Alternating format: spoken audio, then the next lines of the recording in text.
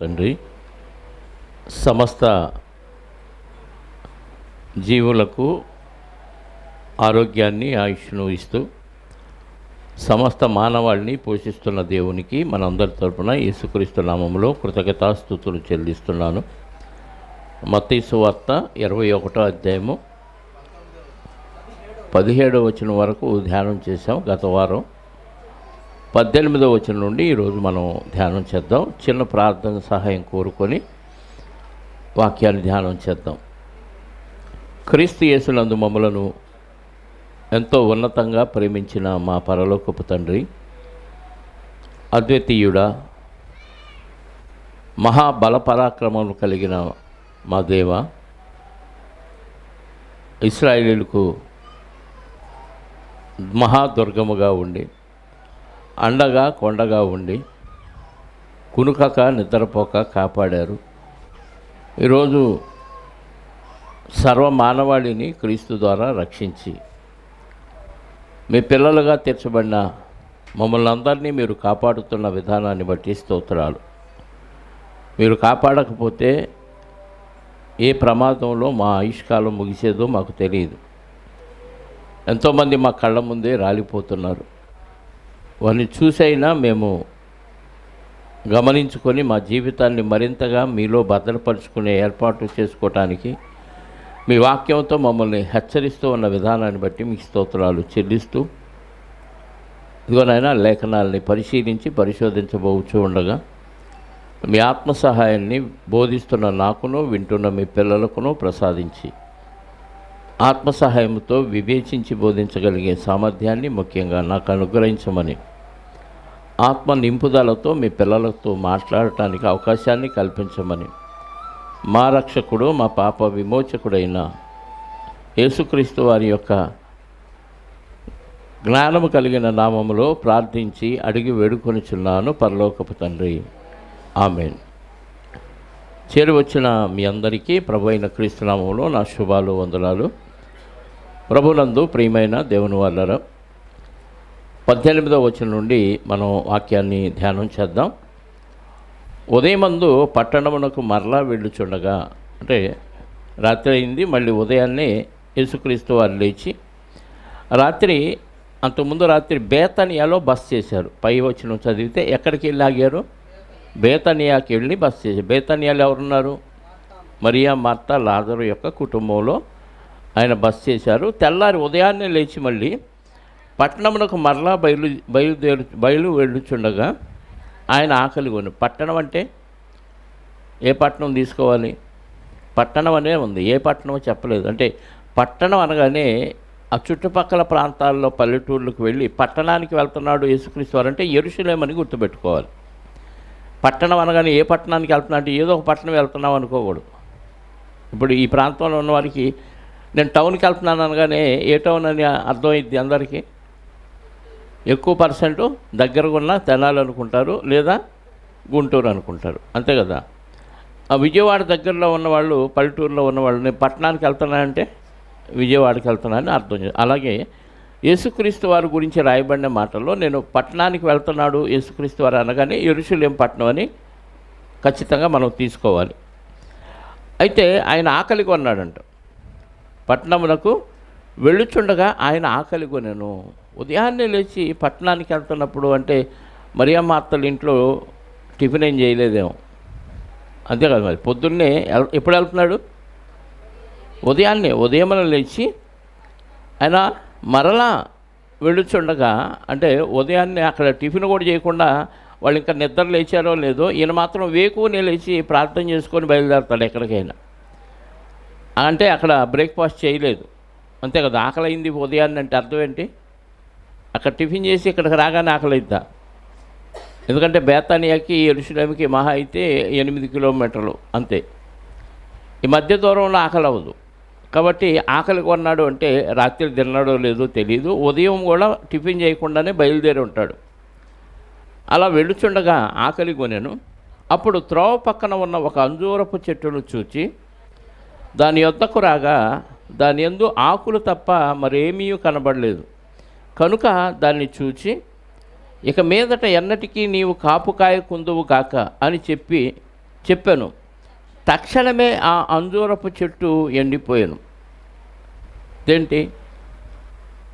మనం కూడా ఏదైనా చెట్టు దగ్గరికి వెళ్ళి ఆకలిగా ఉన్నప్పుడు అడిగామనుకో, అందులో కాయలు లేవనుకో, శపించేస్తే సరిపోద్దా? చాలామంది ఉగ్రవాదులు కానీ వీళ్ళు మత ఛాందసవాదులు బైబిల్ మీద బురద చల్లాలి అనుకున్న వాళ్ళు వేసే ప్రశ్నలో ఇది ఒక ప్రశ్న.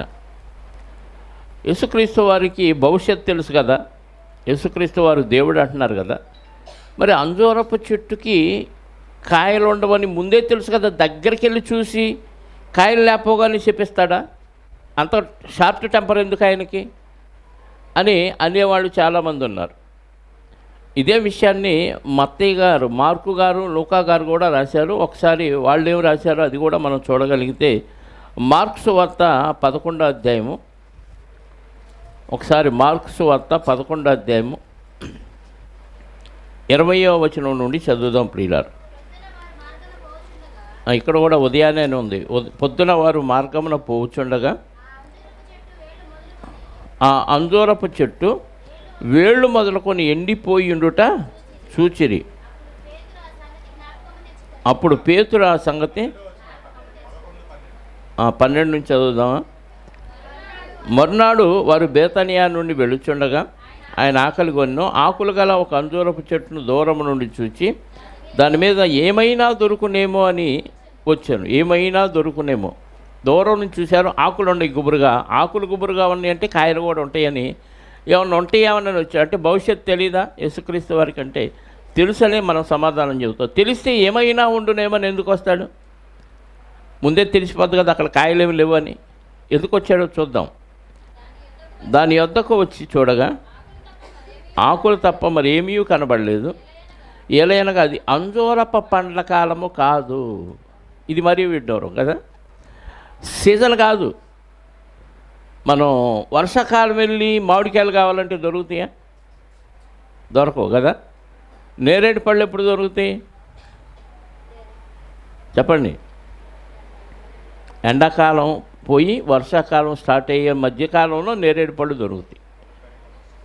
తొలకరి వసంతకాలం ఆ ప్రాంతంలో. మరి అంజూర పళ్ళు కాలం కాదంట, అంటే సీజన్ కాదు. ఇది మరీ విచిత్రంగా ఉంది కదా. మీ ప్రభువుకి దూరం నుంచి చూసినప్పుడు కాయలు లేవు అన్న విషయం తెలియలేదు. నంబర్ 1 అంటే దేవుడు కాదు ఆయన. రెండోది, అది అన్సీజన్లో చూశాడంట. అన్సీజన్లో చూసి కాయలు లేవు అని చెప్పించడం వెరిబాగులోడు అంటారు. అంతే కదా. సీజన్లో లేవంటే ఏదో సీజన్లో పడలేదు కాబట్టి ఇది వేస్ట్ అని చెప్పించాడంటే అర్థం ఉంది.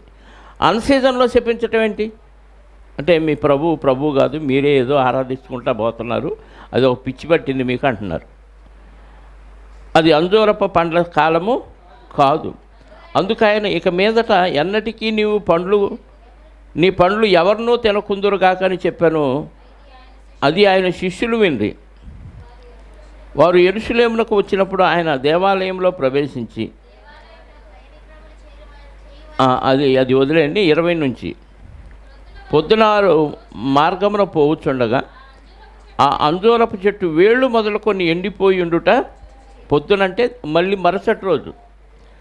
ఒకరోజు వెళుతూ శపించాడు.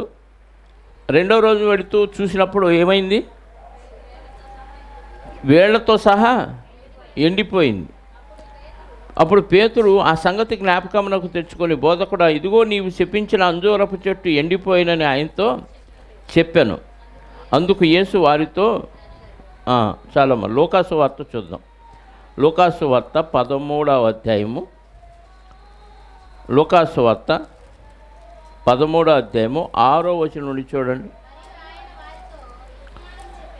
లూకాసు వార్త 13వ అధ్యాయము 6వ వచనం నుండి. మరియు ఆయన వారితో ఒక ఉపమానము చెప్పాను. ఇది ఉపమానం, అదేం ప్రాక్టికల్, గుర్తుపెట్టుకోండి. ఇదేంటి? ఉపమానం. అది ప్రాక్టికల్గా ఆయన వెళుతూ ఉన్నప్పుడు జరిగింది. ఉపమానం చదువుదాం 6వ వచనం నుండి. మరియు ఆయన వారితో ఒక ఉపమానం చెప్పాను. ఒక మనుషుని ద్రాక్ష తోటలో అంజూరపు చెట్టు ఒకటి నాటబడి ఉండెను. అతడు దాన్ని పండ్లు వెతక వచ్చినప్పుడు ఏమీ దొరకలేదు. కనుక అతడు ఇదిగో 3 ఏండ్ల నుండి ఈ అంజూరపు చెట్టున పండ్లు వెతకుచూ ఉన్నాను, కానీ ఏమీ దొరకలేదు. దీన్ని నరికివేయము, దీనివలన ఈ భూమి ఎలా వ్యర్థమైపోవాలని ద్రాక్ష తోటమాలితో చెప్పాను. అయితే వాడు, అయ్యా, నేను దాని చుట్టూ తవ్వి ఎరువు వేయి మటుకు ఈ సంవత్సరము కూడా ఉండనిమ్ము, అది ఫలించిన సరి లేని ఎళ్ళ నరికించి వేయమని అతనితో చెప్పాను. ఇదేంటి? ద్రాక్ష తోటలో ఒక్కటే అంజూరపు చెట్టు నాటాడు. ఆ అంజూరపు చెట్టు ఫలాలు ఇవ్వలేదు. ఎంతకాలం నుంచి చూస్తున్నాడంట? 3 ఏళ్ల నుంచి చూస్తుంటే ఫలాలు ఇవ్వలేదు. కాబట్టి నరికేయించు అని యజమానుడు చెప్తే తోటమాలి ఏమన్నాడు? 1 సంవత్సరం చూడు, నేను ఎరువేస్తాను, నీళ్లు పోస్తాను, ఫలిస్తే సరే. ఈ సంవత్సరం కూడా ఎరువేసి నీళ్లు పోసినా ఫలించలేదా? నరికేయించు అంటున్నాడు. అంజూరపు చెట్టుకున్న లక్షణం ఏంటంటే సీజన్లో కాయలు కాసిద్ది, అన్ సీజన్లో కాసి, అంటే సంవత్సరానికి 2 కాపులు కాసే లక్షణం ఉంది అంజూరపు చెట్టుకి. ఆ యెరూషలేము పాలస్తీనా ప్రాంతంలో అంజూరపు చెట్లు బాగా పండుతాయి. అంజూరము, ఖర్జూర, ఇవన్నీ మనకు దుబాయ్ నుంచే వస్తాయి ఎక్కువ ఖర్జూరాలు కదా, అరబ్ కంట్రీస్ నుంచి. సీజన్లో కాస్తాయి, అన్ సీజన్లో కూడా కాస్తాయి. ఒకసారి ప్రకటన గ్రంథం చూడండి. ప్రకటన గ్రంథం 6వ అధ్యాయము 13వ వచనం. ప్రకటన 6:13. పెద్ద గాలి చేత ఊగులాడు అంజూరపు చెట్టు నుండి ఏ కాయలు? అకాలపు అంటే కాలం అంటే సీజను, అకాలం అంటే అన్ సీజను. అకాలపు కాయలు ఉన్నాయా? అంజూరపు చెట్టుకి ఉన్నాయి. పెద్ద గాలి వచ్చినప్పుడు ఆ కాయలు ఏమైనాయి? రాలిపోయి. అంటే అంజూరపు చెట్టుకి కాలంలో కాయలు కాస్తాయి, అకాలంలో కూడా కాయలు కాస్తాయి. అందుకే మార్కు గారి చేత దేవుడు అది అంజూరపు పండ్ల కాలము కాదు అంటే, యేసుక్రీస్తు వారు ఆ చెట్టుని సీజన్లో చూశాడు, కాయలేదు, అన్ సీజన్లో కూడా చూశాడు. అంటే 2 కాపులు కాస్తాయి కాబట్టి మొదటి కాపులు ఏమన్నా ఫలాలు ఉన్నాయేమని చూశాడు, రెండో కాపులో కూడా ఫలాలు ఉన్నాయేమని చూశాడు. ఆయన చూడకుండా చెప్పగలడు అంటే చూడకుండా చెప్పగలడు, కానీ మనకు ఒక పాఠం నేర్పించాలి కదా. ఆ చెట్టుని ఎందుకు చెప్పించాను అంటే, చెట్టునే ఫలాలు ఇవ్వకపోతే భూసారం ఎందుకు వేస్ట్ అయిపోవాలి అని చెప్పించాను కదా నేను. మరి మనుషులుగా మీరు చెట్ల కంటే శ్రేష్ఠులు. మీరు ఎంతకాలం నేను ఆహారం పెట్టినా, గాలి ఇచ్చినా, నీరు ఇచ్చినా, బతుకిచ్చినా మీరు ఫలించకపోతే మిమ్మల్ని కూడా అలాగే శపిస్తాను. శపించబడిన వారులారా అపవాదికి వాని దూతలకు సిద్ధపరచబడిన నిత్యాగ్నికి పోవుడి అంటాడు. మనకి ఇప్పుడు అర్థం కాదు, బతుకున్నంతకాలం అర్థమే కాదు. అన్నీ జరిగిపోతున్నాయి. పనికి వెళ్తున్నాం, సంపాదించుకుంటున్నాం, తింటున్నాం, హ్యాపీగా ఉంటున్నాం, పోయేవాళ్ళు పోతున్నారు, బతికేవాళ్ళు బతుకుతున్నారు. కానీ మరణానికి బతుక్కి ఒకే ఒక క్షణంలో ఎడబాటు వచ్చేసింది. అప్పుడు అన్నీ అర్థమైపోయినా ఏమాత్రం ఉపయోగం లేదు.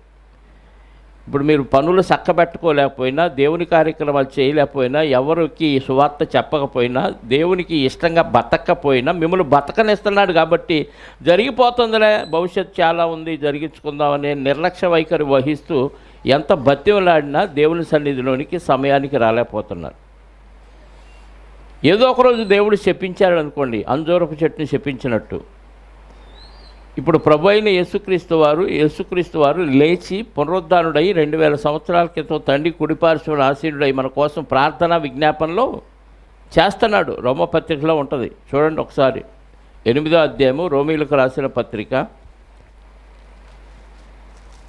లేకపోతే మనల్ని ఎప్పుడో శపించేవాడు దేవుడు. ఎందుకంటే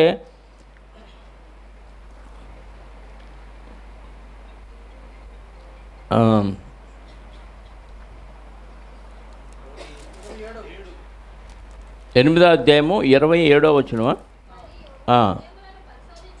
కాదు,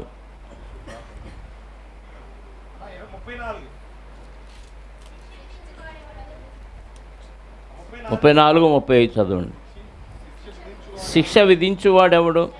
చనిపోయిన క్రీస్తే. అంతేకాదు, మృతులలో నుండి లేచినవాడు, దేవుని కుడిపార్శ్వన ఉన్నవాడు, మన కొరకు విజ్ఞాపనలు కూడా చేయువాడు.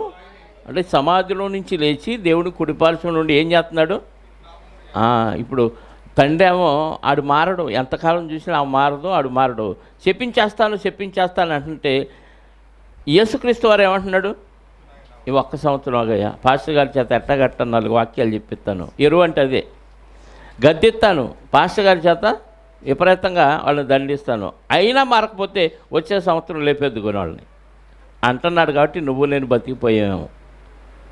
చెట్టునే సహించని ప్రభువు మనుషుల్ని సహిస్తాడా? ఫలించటానికే మనల్ని కన్నాడు. మనం ఫలించకపోతే దేవుడు అంజూరపు చెట్టుని శపించినట్టు శపిస్తాడు. మత్తయి సువార్తకి వెళ్దాం 21వ అధ్యాయానికి.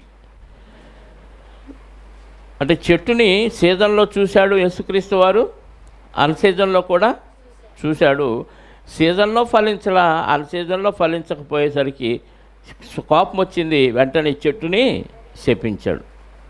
అడవిలో చాలా చెట్లు ఉంటున్నాయి, అక్కడ పూలు పోస్తున్నాయి, కాయలు కాస్తున్నాయి, మనుషులు ఎవరో తింటలేదు, కానీ వాటి వలన ప్రకృతికి ఉపయోగం ఉంది, అక్కడ బతికే జంతువులకి, పక్షులకి, పురుగులకి వాటి వలన ఉపయోగం. అంటే వాటిని పోషించడానికి అడవి గడ్డిని, అడవి పువ్వుల్ని, అడవిలో కాసే చెట్లను, అడవి కాయలను కూడా దేవుడు పండిస్తూనే ఉన్నాడు. అక్కడ మనుషులు ఉన్న ప్రాంతమే కాదు, మనుషులు లేని ప్రాంతంలో కూడా ప్రకృతి తన పని తాను చేసుకుపోతుంది. కారణం ఏంటంటే ప్రకృతిలో జీవరాశులు చాలా ఉన్నాయి, వాటన్నిటిని పోషించేది దేవుడే. కాబట్టి అంటే నేల సారం తీసుకున్న ప్రతి ఒక్కళ్ళు సారానికి తగ్గట్టుగా దేవునికి సారాన్ని ఇవ్వాలి, దేవుని పని చేయాలి, దేవుడికి ఫలాలు ఇవ్వాలి.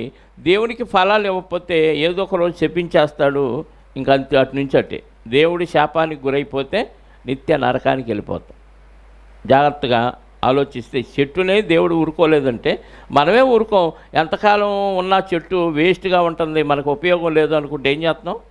ఇంటి ముందు మామిడి చెట్టు నాటుకున్నాం, ఎన్ని సంవత్సరాలైనా గుబురుగా మొలుగుతుంది, గుబురుగా ఆకులు ఇస్తుంది, కానీ ఒక్క ఫలం కూడా ఇవ్వట్లేదు. ఏం చేస్తాం? చూసి చూసి మనమే నరికేసినప్పుడు దేవుడు ఊరుకుంటాడా? దేవుడి కోసం బ్రతకాలి. ఈ సారాన్ని తీసుకొని, భూసారాన్ని తీసుకున్న మనము దేవుడి కోసం బ్రతకాలి. మన కోసం మనమే బతికితే ఎలాంటి ప్రయోజనం లేదు, పోయేవాళ్ళమే.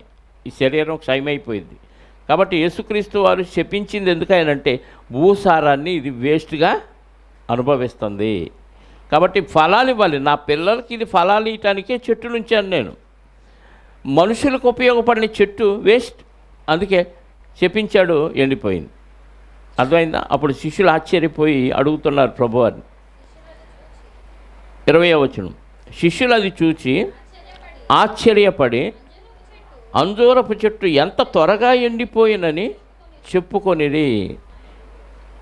ఎంత త్వరగా ఎండిపోయినని చెప్పుకొనిరి. అందుకు యేసు, మీరు విశ్వాసము కలిగి సందేహపడకుండిన ఎడల, ఇక్కడ మీరు గమనించారా? ఇక్కడ మీరు చదివితే చెట్టు ఎప్పుడు ఎండిపోయింది? మార్క్స్ వార్తలో మరునాడు మళ్ళీ ఉదయాన్నే లేచి వెళుతూ ఉన్నప్పుడు యేసుక్రీస్తు వారు చెప్పించిన చెట్టు వేర్లతో సహా ఎండిపోయి ఉండుట చూచి, చదివాం కదా 11వ అధ్యాయంలో మార్క్స్ వార్త. ఏముంది అక్కడ? మరునాడు అంటే శపించిన రోజు కాదు, తర్వాత రోజు కూడా మళ్ళీ బేతానియాలో ఉండి నైటు మళ్ళీ పొద్దున్నే వచ్చి మళ్ళీ చూశారు. వెళుతూ ఉన్నప్పుడు నిన్న యేసుక్రీస్తు వారు చెప్పించిన చెట్టు ఇదే కదా, వేర్లతో సహా ఎండిపోయింది అన్నాడు. ఇక్కడ ఏముంది? మత్తయ్య గారి దగ్గర, మత్తయ్య గారు ఏమి రాశారు? అది త్వరగా ఎండిపోయాను అంటే శపించగానే ఆ చెట్టు ఎండిపోయింది, వీళ్ళు గమనించకుండా ఇంకెళ్ళిపోయారు. తెల్లారు వస్తున్నప్పుడు చూశారనమాట. అది ఇక్కడ వెంటనే ఎండిపోయినట్టుంది, అక్కడేమో రెండో రోజు చూసినట్టుగా మనకు కనపడుతుంది. కాబట్టి రెండిటికి విభేదం ఉందని కన్ఫ్యూజ్ అవ్వకుండా ఉండటానికి చెప్తున్నాను. వాళ్ళు గమనించలేదు, తెల్లారి గమనించారు. నిన్న మీరు చెప్పించారుగా ప్రభా, ఎంత త్వరగా ఎండిపోయిందో చూడు వేర్లతో సహా అని ఆశ్చర్యపోయారు. 21, అందుకు యేసు, మీరు విశ్వాసం కలిగి సందేహపడకుండిన ఎడల ఈ అంజూరపు చెట్టునకు జరిగిన దాన్ని మాత్రమే చేయుట మాత్రమే కాదు, ఈ కొండను చూచి నీవు ఎత్తబడి సముద్రంలో పడవేయబడుదుగాక అని చెప్పిన ఎడల అలాగూ జరుగునని మీతో చెప్పుచున్నాను. అంటే పర్వతం కూడా ఇక్కడ ఎత్తబడి సముద్రంలో పడు అంటే పడిద్దా అంటే పడిద్ది. అయితే ఎలా అడగాలి? సందేహం లేకుండా అడగాలి. సందేహం లేకుండా అడిగితే పడిద్దా? సందేహం లేదంటే విశ్వాసం ఉందని అర్థం. సందేహం లేకుండా అడిగాం. నేను అడిగితే ఖచ్చితంగా దేవుడు చేస్తాడు, ఈ పర్వతం వెళ్ళిపోయి సముద్రంలో పడిద్దని అడిగితే అయ్యిద్దా అంటే అయ్యిద్ది. అయితే నువ్వు దేవుని చిత్తాన్ని నెరవేరుస్తూ ఉన్నవాళ్ళు అయి ఉండాలి. కంప్లీట్గా ఏమాత్రం మచ్చ లేకుండా, ఏమాత్రం డాగు లేకుండా కంప్లీట్గా దేవుని పని చేస్తూ ఉన్న పరిశుద్ధులు అడిగితే ఈ పర్వతం వెళ్ళిపోయి అక్కడ అంటే అద్భుతం జరిగిద్ది అని అర్థం. అది ఆ రోజులకి సంబంధించింది, ఈరోజు జరగదు. ఎంత పరిపూర్ణ విశ్వాసం కలిగిన వాడైనా ఈ పర్వతం వెళ్ళిపోయి అక్కడ పడాలంటే పడదు, అంత అవసరం కూడా లేదు. కాబట్టి సందేహించకుండా అడగాలి. ప్రభువుని అడిగినప్పుడు దేవుడిని నేను అడిగాను, దేవుడి పని నేను చేస్తున్నాను కాబట్టి నేను అడిగితే దేవుడు ఇస్తాడు. అలా చాలా ఇచ్చాడు దేవుడు నాకు. నేను అడిగితే దేవుడు చాలా ఇచ్చాడు. నా కోసం అడగలేదు, నేను దేవుని పని కోసమే అడిగాను, దేవుని పని కోసమే ఇచ్చాడు. నా సొంత అవసరాల కోసం నేను దేవుడిని ఎప్పుడూ అడగను, ఎందుకంటే నాకేం కావాలో ఆయన చూసుకుంటాడు. కాబట్టి నేను అడిగితే దేనికి అడుగుతా అంటే పరిచర్య కోసమే అడుగుతాను. ఒక లైటింగ్ కావాలన్నా, మైక్ కావాలన్నా, వ్యాన్ కావాలన్నా, ఏది కావాలన్నా ప్రభువుని అడుగుతాను, దేవుడిని అడుగుతాను. ఖచ్చితంగా దేవుడు ఎవరో ఒకరి ద్వారా అది సమకూరుస్తాడు. విశ్వాసంతో అడగాలి. అడిగిని ఖచ్చితంగా విశ్వాసం మనం నమ్మకంతో అడిగితే దేవుడు ఇస్తాడు. అదే చెప్తున్నాడు అక్కడ.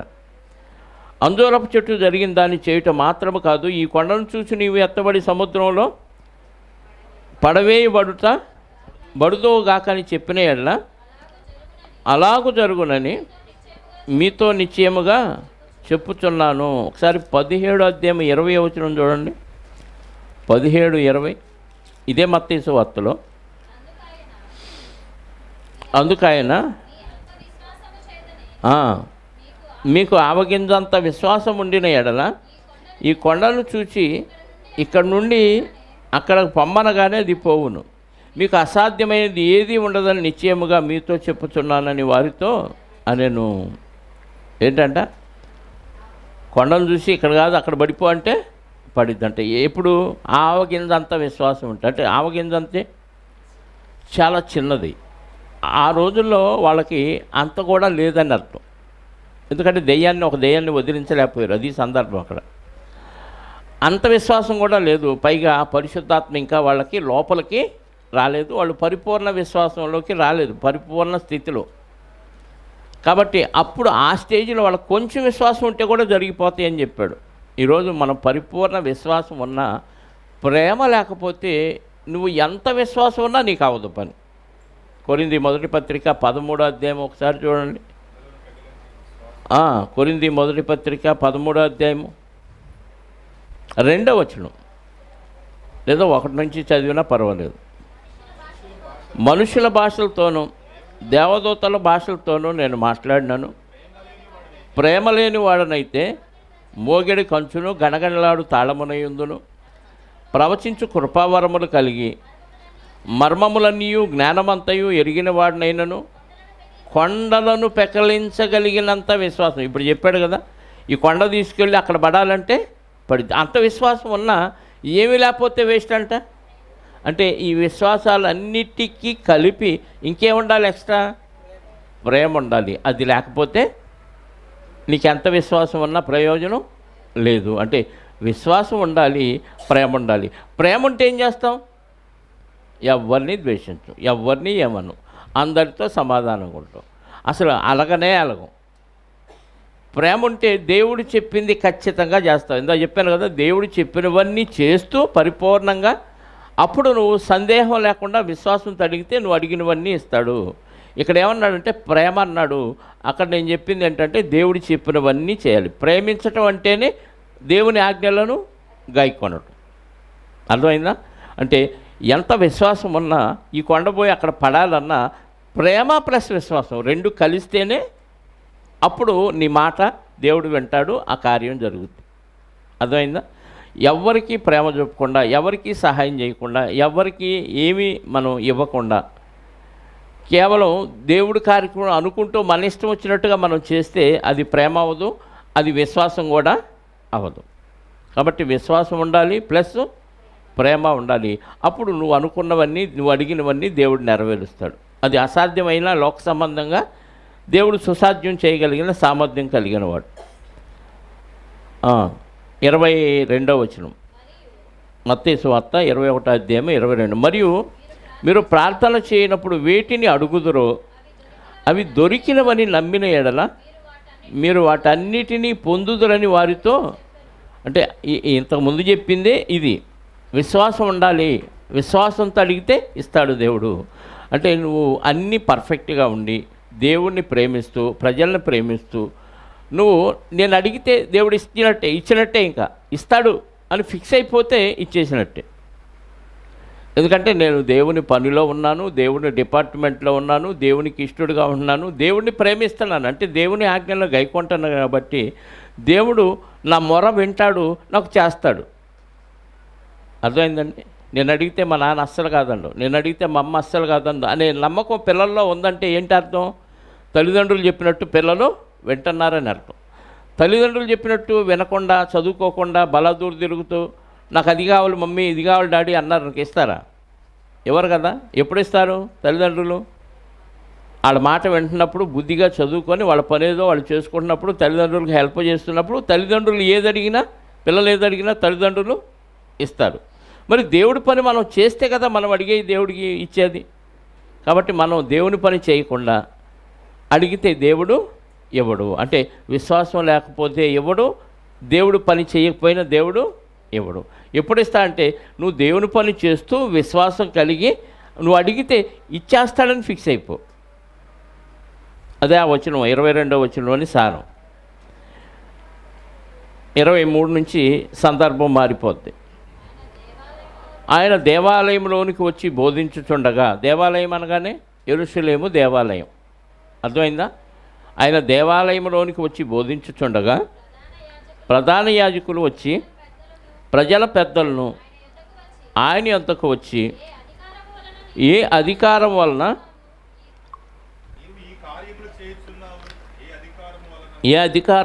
నువ్వు ఈ కార్యములు చేయుచున్నావు, ఈ అధికారము నీకు ఎవరిచ్చినని అడుగగా. ఏమంటే జాగ్రత్త వినండి. యేసుక్రీస్తు వారు యోధా వంశంలో పుట్టాడు, అంతే కదా. పాత నిబంధన చట్ట ప్రకారంగా మోషే గారి ధర్మశాస్త్ర ప్రకారంగా దేవాలయములో పని చేయవలసిన వారు ఎవరు?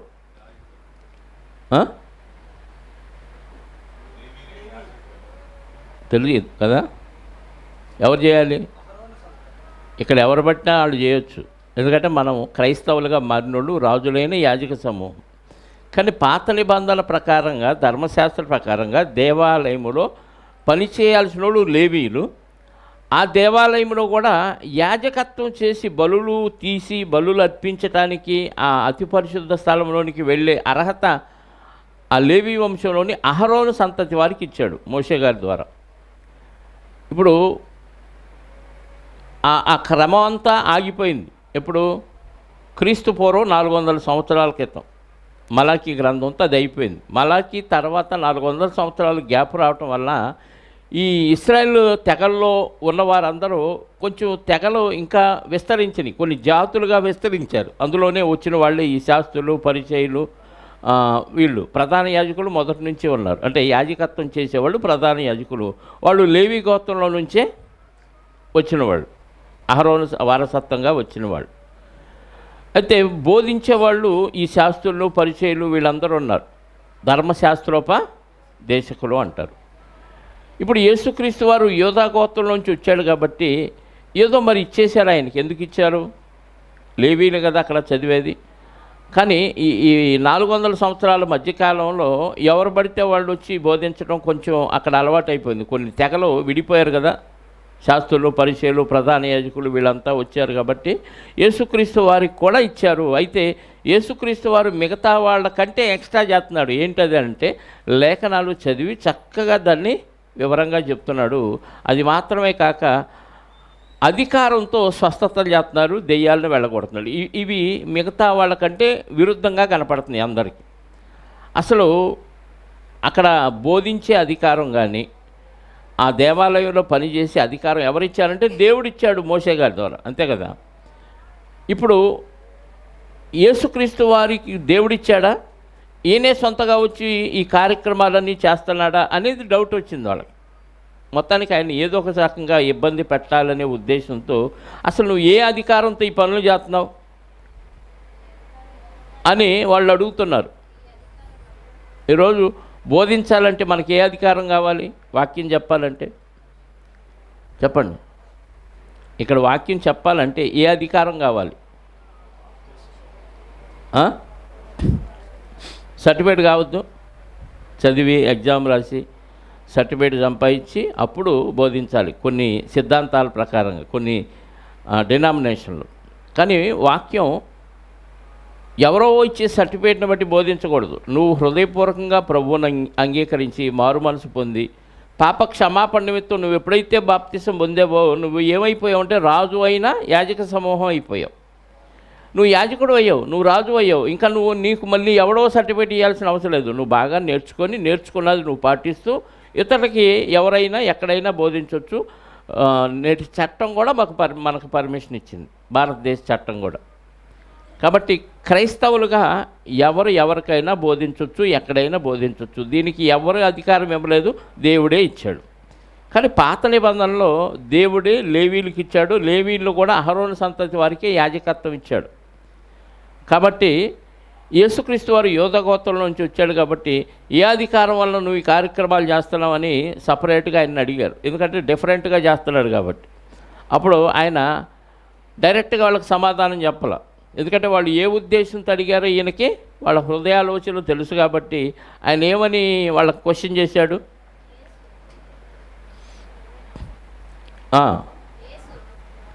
23 మళ్ళీ ఆయన దేవాలయంలోనికి వచ్చి బోధించుండగా ప్రధాన యాజకులు ప్రజల పెద్దలు ఆయన యొద్దకు వచ్చి, ఏ అధికారం వల్ల నీవు ఈ కార్యము చేయుచున్నావు? ఈ అధికారము ఎవడు నీకు ఇచ్చాడని అడుగగా యేసు, నేనును మిమ్మొక మాట అడుగుదును, అది మీరు నాతో చెప్పిన యెడల నేనును ఏ అధికారం వల్ల ఈ కార్యక్రమం చేయుచున్నానో అది మీతో నేను ఒక ప్రశ్న ఎత్తాను, మీరు నాకు సమాధానం చెప్తే మీరు అడిగిన ప్రశ్నకు నేను సమాధానం చెప్తాను, మీరు చెప్పలేకపోతే నేను చెప్పను. అంటే కొన్ని సందర్భాల్లో ఎదుటోడు ప్రశ్నలో నుంచే మనం ప్రశ్న సంధించవచ్చు. అర్థమైందా? ఎదుటోడు వేసే ప్రశ్నకి మనం ఒక ప్రశ్న ఎత్తే వాడు ఎన్కౌంటర్ అయిపోతాడు. అలా ఉంటాయి యేసుక్రీస్తు వారి బోధలు. మరొక సందర్భం తర్వాత వచ్చింది, చదువుదాం.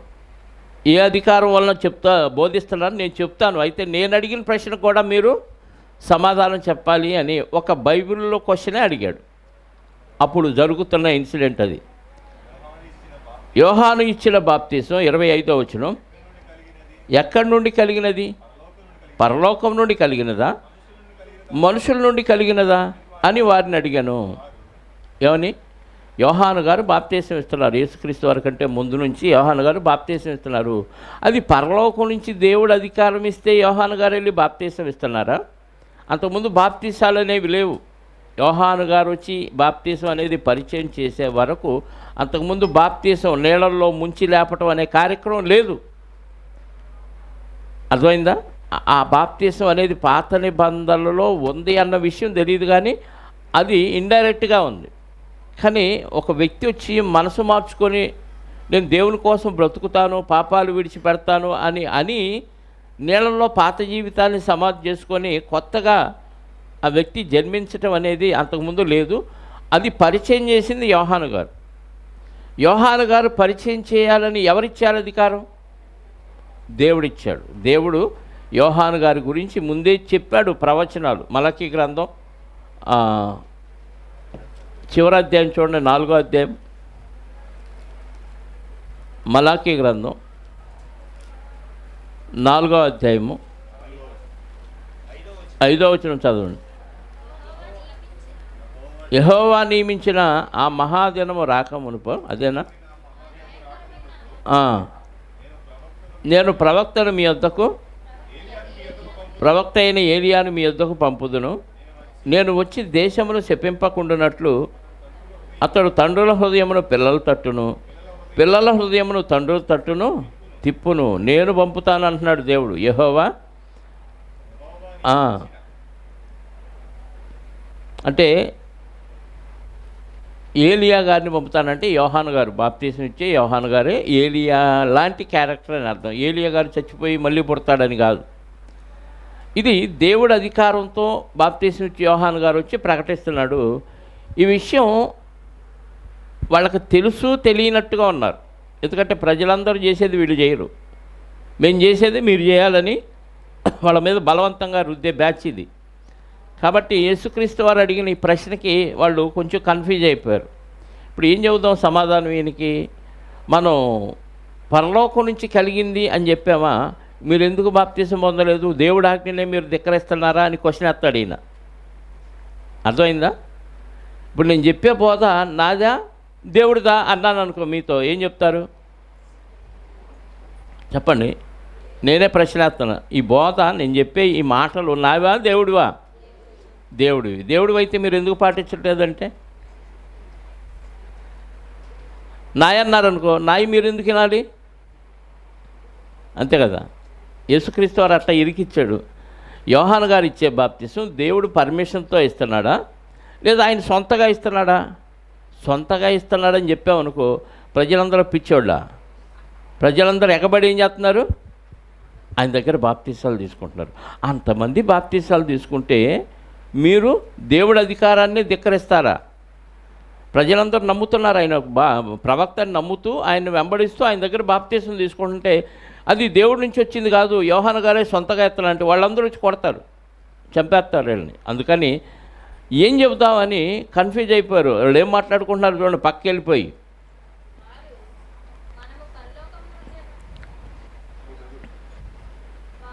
వారు మనము పరలోకము నుండి అని చెప్పితేమా, ఆయన అలాగైతే మీరెందుకు అతన్ని నమ్మలేదని మనల్ని అడుగును.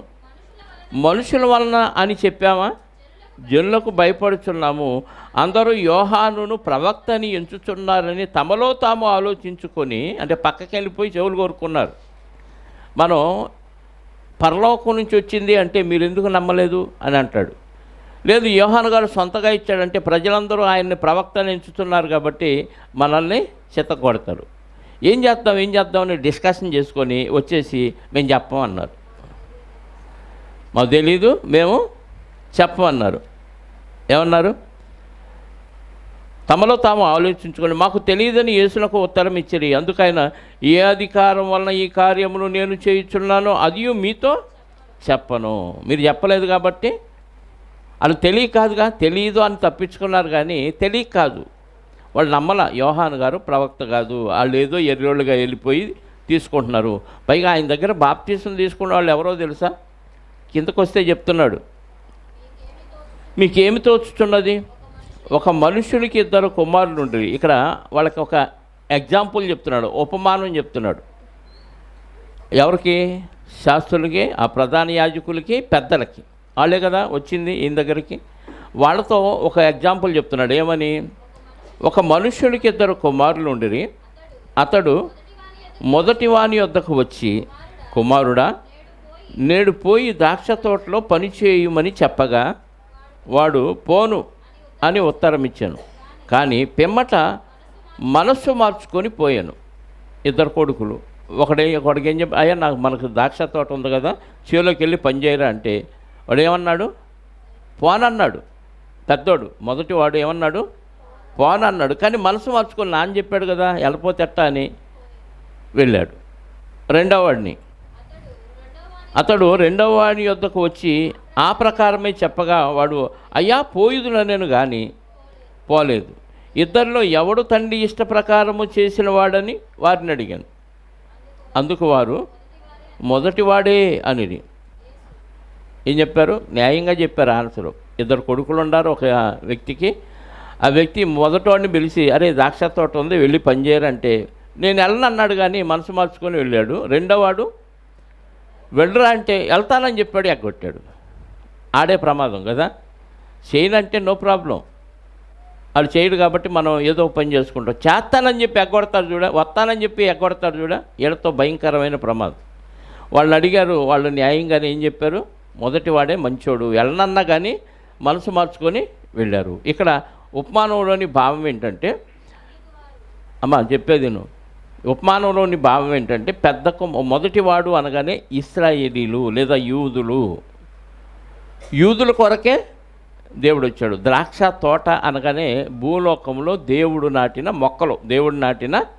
మొక్కలు. ద్రాక్ష అనగానే మంచి ద్రాక్ష అని నాటాడు, అంటే మంచి మనుషుల్ని పుట్టించాడు. ఆ మంచి మనుషులు ఎవరయ్యానంటే ఇక్కడికి వచ్చేసరికి యూదులు. ద్రాక్ష తోట యూదులు. ఇప్పుడు యజమానుడు అంటే దేవుడు కొంతమందిని పంపించాడు. మొదట ఎవరిని పంపించాడు అంటే యూదుల్నే పంపించాడు. ఎవరికన్నా వాక్యం చెప్పడానికి అన్ని రకాలుగా యూదుల్నే ఎన్నుకొని ఇశ్రాయేలీల్ని వాళ్ళ ద్వారానే కార్యక్రమాలు చేశాడు. వాళ్ళని కాపాడటానికి ద్రాక్ష తోట అనగానే దేవుని తోట, దేవుని పిల్లలను బాగు చేయడానికి కొంతమందిని పుట్టించి వాళ్ళని పంపించాడు. కొంతమంది వెళ్ళదని చెప్పేసి వాళ్ళు ఏం చేశారంటే వెళ్ళారు, ద్రాక్ష తోటలో పనిచేశారు.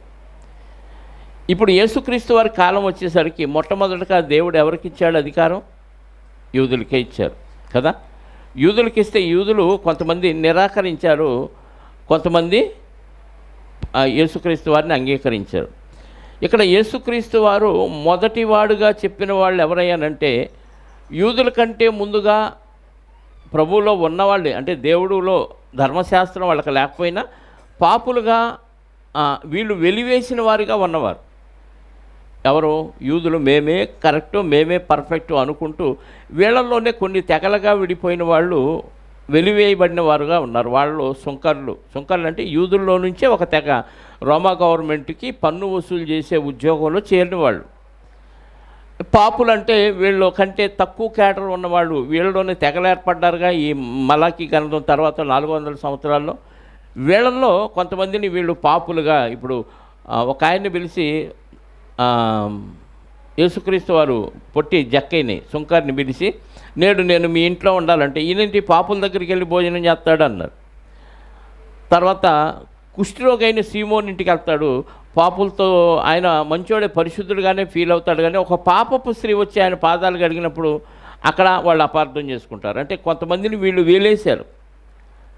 వెలివేసిన వీళ్ళు మొదటివాడుగా ప్రభువు చెప్పాడు. వెళతానన్నోడేమో వెళ్ళకుండా మానేశాడు. అంటే యూదులు చేస్తామని, దేవుని పని చేస్తామని వీళ్ళు ఎగ్గొట్టారు. యేసుక్రీస్తు వారు వచ్చిందే వాళ్ళ కోసం.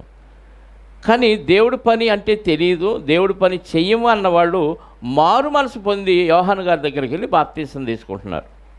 ఆ ఉపమానంలో రెండవ వాడేమో ఎవరు చెప్పండి? రెండవ వాడెవడు? యూదులు. మొదటివారు వీళ్ళు ఎవరినైతే తృణీకరించారో వాళ్ళు. వాక్యం వేరే వాళ్ళ ద్వారా ఎట్లా విని వాళ్ళు మనసు మార్చుకొని యోహాను గారి దగ్గరికి వెళ్ళి బాప్తీసం పొందారు. అందుకే కిందకు వచ్చేసరికి 31వ వచనంలో అందుకు వారు మొదటి వారే అనేది యేసు సుంకరులను వేశ్యలను మీకంటే ముందుగా దేవుని రాజ్యంలో ప్రవేశించుదురు అని మీతో నిశ్చయముగా. అంటే వాళ్ళు వాక్యానికి కట్టుబడరు, వాక్యానికి విధేయులు అవరు, వెళ్ళను అన్నారు. కానీ మనసు మార్చుకొని వెళ్ళిపోయి బాప్తీసం తీసుకుంటున్నారు. కానీ మీరు వెళతానని చెప్పి ఎక్కొట్టిన బ్యాచ్ మీరే. ఎవరిని? ధర్మశాస్త్రోపదేశకులు, యూదయ పెద్దలు ఉన్నారు చూసిన వాళ్ళని అంటున్నాడు. రెండవ వాడు వెళతానని చెప్పి నమ్మకంగా చెప్పేసి దేవుడి పని చేయట్లా. అంటే ఇశ్రాయేలీలు ద్రాక్ష తోటలో పోలిస్తే వాళ్ళంతా పాడైపోయారు. తోటలో పని ఉంది, పని ఉన్నప్పుడు చేయాల్సిన బాధ్యత యూదుల మీద ఉంది. కానీ చేస్తానని చెప్పి దేవుడి దగ్గర అబద్ధం ఆడి పనే చేయట్లా, వాళ్ళ సొంత కార్యాలు చేసుకుంటున్నారు. కానీ ఎవరినైతే వీళ్ళు తృణీకరించారో, ఎవరినైతే వేశ్యలు అంటున్నారో, ఎవరినైతే పాపులు అంటున్నారో, అసహించుకుంటున్నారో సుంకరులుగా, వాళ్ళు మనసు మార్చుకొని యోహాను గారి దగ్గర బాప్తీసం తీసుకుంటున్నారు. మీరు వెళతానని చెప్పి వెళ్ళని బ్యాచి, మీరు వెళ్ళనని చెప్పిన వాళ్ళు మనసు మార్చుకొని వెళ్ళి బాగుపడుతున్నారు అని ఉపమానం చెప్పాడు. నిశ్చయముగా మీతో చెప్పుతున్నాను 32 యోహాను నీతి మార్గమున మీ యొద్దకు వచ్చాను, మీరు అతన్ని నమ్మలేదు. చూసావా? యోహాను గారు మొదట మీ దగ్గరికి వచ్చారు, కానీ మీరు ఆయన్ని నమ్మలేదు. అయితే సుంకరులు వేశ్యలు అతన్ని నమ్మిరి, మనసు మార్చుకున్నారు, నమ్మారు, వెళ్ళి బాప్తీసం తీసుకుంటున్నారు. మీరు అది చూచి అతన్ని నమ్మునట్లు పశ్చాత్తాప పడక, అరే మన దగ్గరకు వచ్చాడు, ముందు మనకు చెప్పాడు, మనం నమ్మలేదు. వాళ్ళ దగ్గరికి వెళ్తే వెంటనే వాళ్ళు నమ్మారు. వాళ్ళు నమ్మినా మనం నమ్మకపోవటం తప్పురా అని ఇప్పటికి కూడా మీరు పశ్చాత్తాపడకుండా ఉన్నారు అని ఇంకా గట్టిగా గద్దించారు. ఎవరిని? ప్రధాన యాజకుల్ని, పెద్దలు ఎవరైతే ఉన్నారో వాళ్ళని. అర్థమైందా? ఈ ఉపమానంలోని భావం ఏంటంటే, వెళతానన్నవాడేమో వెళ్ళలేదు. ఈ యూదులు వాళ్ళు చేస్తానన్న, మీరు చేయాల్సిన పని మీరు చేయలేదు, కానీ చెయ్యను అన్నవాళ్ళు ఈరోజు చేస్తున్నారు. వాళ్ళని చూసి కూడా మీకు ఇంకా పశ్చాత్తాపం రాలేదని మరింత గట్టిగా వాళ్ళని మందలించాడు యేసుక్రీస్తు వారు. ఎందుకంటే అక్కడికి వెళ్ళి బాప్తీసం తీసుకున్న బ్యాచ్ చూడండి ఒకసారి. మత్తయి సువార్త లేదా లూకా సువార్త 7వ అధ్యాయము 3వ అధ్యాయము 12వ వచనం. లూకా సువార్త 3:12. శుంకరులను బాప్తిస్మం పొందవచ్చి. ఎవరు వచ్చారు? యోహాను గారి దగ్గరికి శుంకర్లు వచ్చారు బాప్తిసం పొందటానికి. ఆ తర్వాత 7వ అధ్యాయము 29-30 వచనాలు. అదే లూకా సువార్త. ప్రజలందరూ శుంకరులను యోహాను బోధ విని అతడిచ్చిన బాప్తిసం పొందిన వారై దేవుడు న్యాయవంతుడని ఒప్పుకొనిరు, కానీ పరిసయ్యులు ధర్మశాస్త్రోపదేశకులు అది అతని చేత బాప్తిసం పొందక తమ విషయమైన దేవుని సంకల్పమును నిరాకరించిరి. అర్థమైందా? పొందాల్సిన వాళ్ళు నిరాకరించారు. ఎవరైతే పొందరు అనుకున్నారో వాళ్ళు వెళ్ళి పొందారు. ఆ విషయాన్ని యేసుక్రీస్తు వారు అక్కడ ప్రస్తావించడం జరిగింది.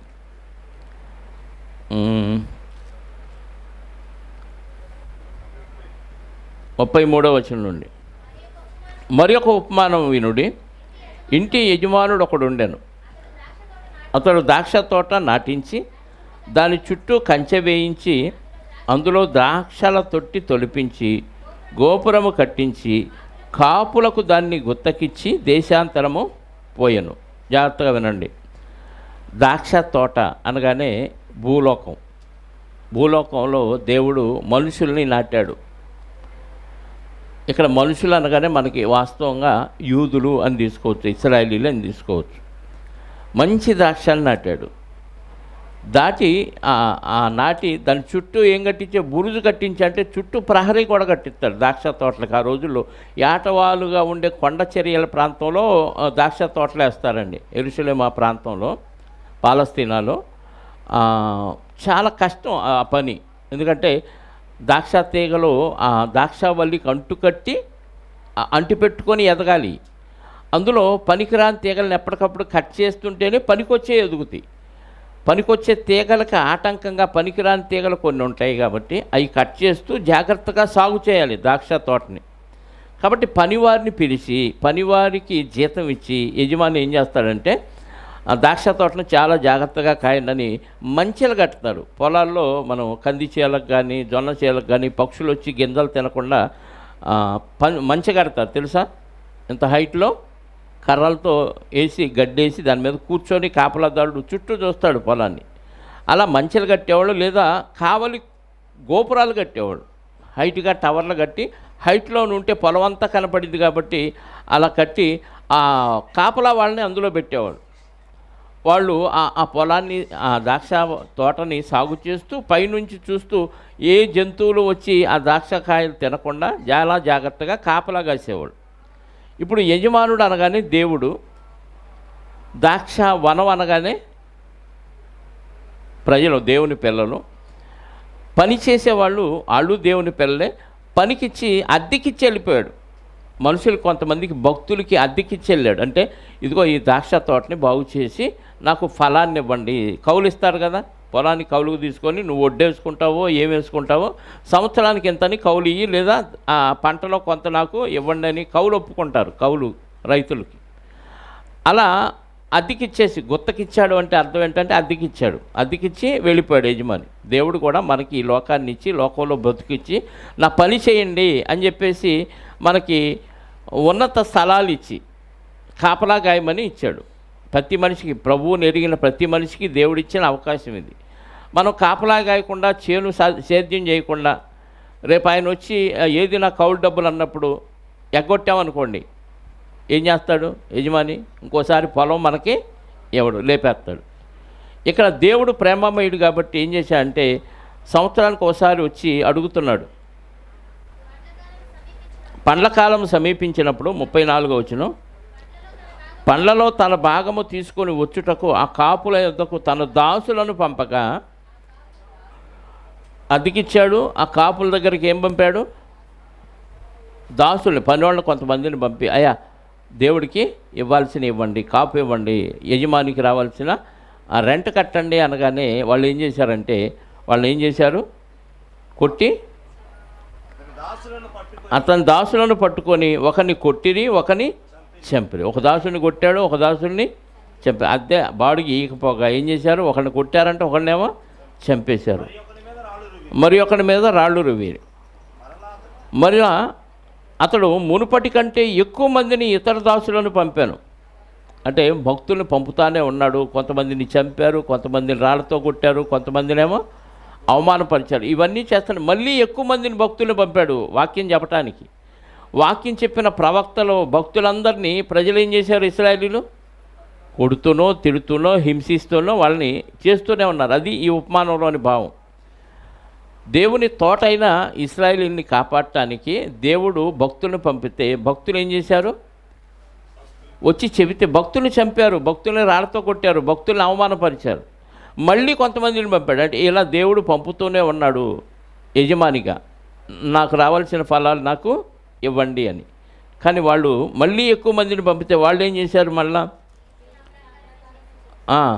కాపులు అతన్ని దాసులను పట్టుకొని ఒకరిని కొట్టిరి, ఒకరిని చంపిరి, మరి ఒకరిని రాళ్ళు విరిగి, మరలా అతడు మునుపటి కంటే ఎక్కువ మందిని ఇతరులను దాసులను పంపగా వారు వీరిని ఆ ప్రకారమే చేసిరి. తుదకు నా కుమారుణ్ణి సన్మానించదనుకొని తన కుమారుని వారి యొద్దకు పంపాను.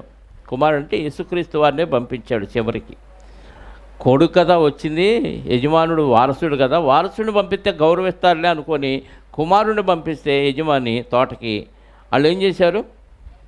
కుమారుని వారి యొద్దకు పంపాను. అయినను ఆ కాపులు కుమారుని చూసి, ఇతడు ఈ పొలానికి వారసుడు, ఇతన్ని చంపి ఇతని స్వాస్థ్యమును తీసుకుందాము రండి అని తమలో తాము చెప్పుకొని అతన్ని పట్టుకొని ద్రాక్ష తోట వెలుపల పడవేసి చంపిరి. యేసుక్రీస్తు వారిని ఊరి బయటకు తీసుకెళ్ళి చంపారు. ఈయన కొడుకు ఈయన చంపితే ఇంకా మొత్తం మనకే వచ్చింది అనుకున్నారు. ఇక్కడ ఒక ఉపమానంగా చెప్పాడు. భూమి మీద పంట, ద్రాక్ష తోట, పని చేయాలి, కోట కూడా కట్టించాడు. ఇవన్నీ చెప్పి దేవుడితో పోల్చుకుంటే దేవుడు ఈ లోకాన్ని కలిగించిన యజమాని అయితే మనల్ని బతికించడానికి కాపాడటానికి యూదుల్ని ఆ రోజుల్లో భక్తులు పంపితే భక్తుల్ని అవమానపరిచారు, కొట్టారు, చంపారు, రాళ్ళు రువి చిత్రవద చేశారు. ఇంకా కొంతమందిని పంపాడు. అంటే ప్రతి తరంలో దేవుడు భక్తుల కోసం ఎవరో ఒకరిని పంపుతూనే ఉన్నారు, వాళ్ళని చంపుతూనే ఉన్నారు, అవమానపరుస్తూనే ఉన్నారు. చివరికి యేసుక్రీస్తు వారిని పంపిస్తే ఈయనే వారసుడు, ఈయనే లేపేస్తే ఆస్తి మొత్తం మనకే ఉంటుంది కదా అని కొడుకును కూడా ఏం చేశారంట? ఊరి వెలుపలకు తీసుకెళ్ళిపోయి అక్కడ చంపేశారు. అతన్ని చూసి ఇతడు వారసుడు, ఇతన్ని చంపి ఇతని స్వాస్థ్యమును తీసుకుందాము రండని తమలో తాము చెప్పుకొని అతన్ని పట్టుకొని ద్రాక్ష తోట వెలుపల పడవేసి చంపిరి. కాబట్టి ద్రాక్ష తోట యజమానుడు వచ్చినప్పుడు ఆ కాపులను ఏమి చేయునా నేను వాళ్ళకి ప్రశ్న వేశాడు. యజమానుడు వచ్చినప్పుడు ఈ కాపులను ఏం చేస్తాడు అని అడిగితే ఏం చెప్పాలి? చెప్పండి, ఏం చేయాలి? అందరికి ఫ్యాన్కి వెళ్ళేది దుష్టిపోయింది. ఆ సౌండ్ కంటే ఇది డిస్టర్బెన్స్ అయింది. అది ఇంపార్టెంట్ మనకి. నిజంగా ద్రాక్ష తోటకి యజమాని ఏం చేశాడు అదే చేయాలి. మిమ్మల్ని కూడా ఇంత వాక్యం ఇంత పెద్దగా చెబుతుంటే ఆయన వచ్చి ఫ్యాన్ని ఆపుతా వేస్తా ఉంటే దుష్టన్ని కళ్ళన్నీ అట్టే తిరిగినాయి. ఏందో మరి ఆయన ఏదో మ్యాజిక్ చేస్తున్నట్టు. దుష్టుడు అదే కోరుకుంటాడు. ఏం చేద్దాం, వాక్యం వినొద్దు, ఏదో పక్కన ఆడు నడుచుకుంటే వెళ్ళినా చూడు, ఎప్పుడు చూసేవాడే. మళ్ళీ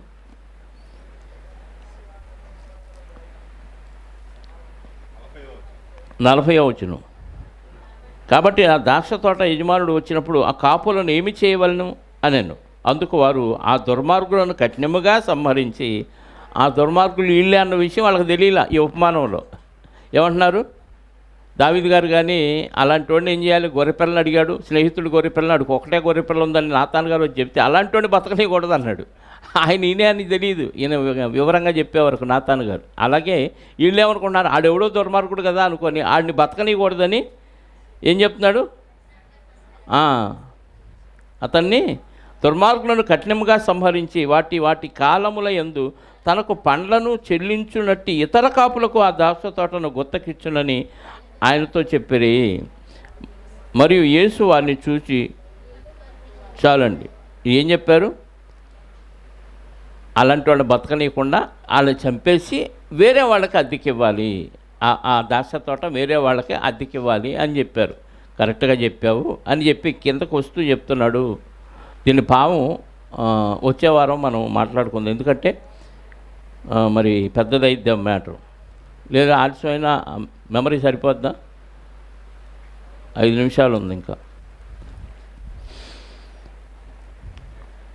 సరే. ఇల్లు కట్టువారు నిషేధించిన రాయి మూలకు తలరాయి అయ్యను అని ప్రభువు వలననే కలిగెను, ఇది మన కన్నులకు ఆశ్చర్యము అను మాట మీరు లేఖనముల్లో చదవలేదా? అంటే ఒక పాత నిబంధనలోని ప్రవచనాన్ని యేసుక్రీస్తు వారు చెప్తున్నాడు. అంటే ఇల్లు కట్టాల్సింది ఎవరైనంటే యూదులు. అంటే ఒక ఆత్మ సంబంధమైన మందిరాన్ని నిర్మాణం చేయాలి. ఆ నిర్మాణానికి పునాది రాయిగా దేవుడు యేసుక్రీస్తు వారిని పంపిస్తాడు. ఇక్కడంతా ఇప్పుడు మనం ద్రాక్ష తోట యజమాని కాపుకి ఇవ్వటం, అద్దె వసూలు చేయడానికి వచ్చిన వాళ్ళని చంపటం, ఇదంతా చదివాం. అంటే దేవుడు నిర్మాణం చేయాలనుకున్న ఒక నిర్మాణం ఉంది. ఆ నిర్మాణానికి పునాది రాయిగా యేసుక్రీస్తు వారిని దేవుడు పంపిస్తాడని లేఖనాల్లో ఉంది. ఆ లేఖనాల్లో ఉన్నదాన్ని మీరు చదవలేదా అంటున్నాడు. ఎక్కడుంది లేఖనాల్లో? ఒకసారి చూడండి. 118వ కీర్తన 22, 23 వచనం. 118వ కీర్తన. ఇల్లు కట్టువారు నిషేధించిన రాయి మూలకు తలరాయి అయ్యను, అది యెహోవా వలన కలిగినది, అది మన కన్నులకు ఆశ్చర్యం. చాలమ్మ. యెషయా గ్రంథం 28వ అధ్యాయము 16వ వచనం. యెషయా గ్రంథం 28వ అధ్యాయము 16వ వచనం. ప్రభువు యెహోవా ఇలాగూ సెలవిచ్చుచున్నాడు, సియోనులో పునాదిగా రాతిని వేసిన వాడను నేనే, అది పరిశోధింపబడిన రాయి, అమూల్యమైన తలరాయి, బహు స్థిరమైన పునాది అయిన మూలరాయి అయి ఉండెను. చాలమ్మ. అంటే దేవుడు ముందుగానే ప్రవచనంలో చెప్పాడు. అది మీరు చదవలేదా? అంటే ఎవరైతే పంపించాడో ఆయనే కుమారుడు, ఆ కుమారుడిని వారసుడు కదా అని మీరు ఏం చేశారు? చంపేసి ఊరు బయటకు తీసుకెళ్ళి, తోట బయటకు తీసుకెళ్ళి చంపేశారు. ఆ కుమారుడిని ఎందుకు పంపించాడంటే ఒక కొత్త మందిరాన్ని నిర్మాణం చేయటానికి పంపించాడు. ఆ మందిర నిర్మాణం కొరకు ఆయన్ని పంపిస్తే మీరు అది ఎరగకుండా ఏం చేశారు? ఆయన్ని నిషేధించారు. ఆయనతో మీరే కట్టాల్సిన వాళ్ళు, మీరే బాడుగు ఇవ్వాల్సిన వాళ్ళు, మీరే ద్రాక్ష తోటను బాగు చేయాల్సిన వాళ్ళు. ద్రాక్ష తోట ఫలాలన్నీ అనుభవించి ద్రాక్ష తోట యజమానికి ఫలాలు ఇవ్వాల. ఆ ఫలాల కోసం వచ్చిన కొడుకును ఏం చేశారు? ఊరి బయటికి తీసుకెళ్ళి చంపేశారు. ఆయన పంపించింది ఏంటంటే ఒక గృహాన్ని నిర్మించడానికి, ఒక దేవాలయాన్ని, ఒక ఇంటిని నిర్మించడానికి ఆయన్ని పంపిస్తే నిర్మాణం చేయవలసిన మీరు ఏం చేశారు? ఆయన్ని చెప్పండి, ఏం చేశారు? చంపేశారు. అదే చెప్తున్నాడు. అంటే ప్రవచనం మీరు చదవలేదా అని అన్నాడంటే ఆ ప్రవచనం ఉందిగా, దాన్ని వీళ్ళు చదవలేదు. 43. కాబట్టి దేవుని రాజ్యం మీ యొద్ద నుండి తొలగింపబడి దాని ఫలమునిచ్చు అన్ని జనులకు ఇవ్వబడినని మీతో ముందుగా ఇశ్రాయేల్ కోసమే ప్రభు వచ్చాడు. ఇశ్రాయేల్లో నశించిన గొర్రెపిల్లల దగ్గరికే వెళ్ళమని శిష్యులు కూడా చెప్పాడు. కానీ మీరు తిరస్కరించారు. కాబట్టి అన్యజనులకు నేను దీన్ని ఇస్తున్నాను. మీరు నిర్లక్ష్యం చేశారు కాబట్టి వాళ్ళు స్వీకరిస్తున్నారు. మీరు నన్ను దూరం చేసుకున్నారు కాబట్టి అన్యజనులకు దీన్ని ఇవ్వబోతున్నాను అని ముందుగానే ఈ ఉపమానం చెప్పి వాళ్ళకి తెలియచేశాడు. 44. మరియు ఈ రాతి మీద పడువాడు తొనకలైపోవును కానీ అది ఎవరి మీద పడినో వాడిని, నువ్వు రాయి మీద పడితే నువ్వు విడిపోతావు, బాగుపడతావు. తొనకలైపోవటం అంటే నీ జీవితాన్ని నువ్వు తీసేసుకొని కొత్తగా జన్మిస్తావు. ఈ రాయి మీద, ప్రభు అనే రాయి మీద పడితే. మూలరాయి గురించి, ఎవరి గురించి? యేసుక్రీస్తు అనే మూలరాయి గురించి మాట్లాడుతున్నాడు. ప్రభువు మీద మనం పడితే మనం పాత జీవితం అంతా సమాధి అయిపోద్ది, ముక్కలైపోద్ది, కొత్తగా నూతనంగా మారిపోతాం. కానీ ఆ రాయి వచ్చి నీ మీద పడితే ఏమైపోతావు? నజ్జు నజ్జు అయిపోతావు. ముక్కలు బెటరా, నజ్జు నజ్జు అయిపోవటం బెటరా? ఏం మాట్లాడరు. 44 మరియు ఈ రాతి మీద పడువాడు తునకలైపోవును కానీ అది ఎవని మీద పడినో వాడిని నలిచేయనని చెప్పాను. ప్రధాన యాజకులు పరిసయ్యులు ఆయన చెప్పిన ఉపమానమును విని తమను గూర్చి చెప్పినని గ్రహించి, అంటే మన గురించే చెప్పాడు, మనల్ని తిడుతున్నాడు, మీరు నలిగిపోతారు, మీరు రాయి మీద పట్టలేదు, రాయి మీకోసం వచ్చింది, దాన్ని నిర్లక్ష్యం చేశారు, దాన్ని పక్కన పడేశారు, కానీ ఆ రాయి ఒకరోజు మీ మీద పడిద్ది, మీరు నలిగిపోతారు అని చెప్పగానే మన గురించే చెప్పాడు అనుకొని వాళ్ళు ఆయనను పట్టుకున్న సమయం చూచుచుండిరి. కానీ జనులందరూ ఆయన ప్రవక్త అని ఎంచిరి కనుక వారికి భయపడిరి.